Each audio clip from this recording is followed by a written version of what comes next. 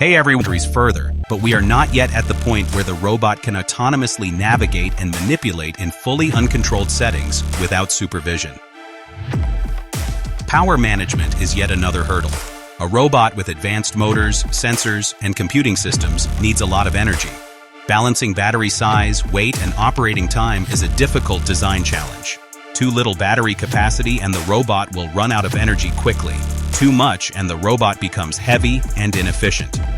Tesla's background in battery systems, the same technology that powers its electric vehicles, gives it elation and autonomy signal real progress. However, the technology is still evolving, and there are significant challenges ahead before robots become a familiar part of everyday life. Tesla's decision to integrate advanced AI systems with its robotics hardware has set the stage for what could be a transformative evolution in how machines assist humans. If you enjoy following the intersection of robotics and artificial intelligence, this is one of the most exciting stories of the decade.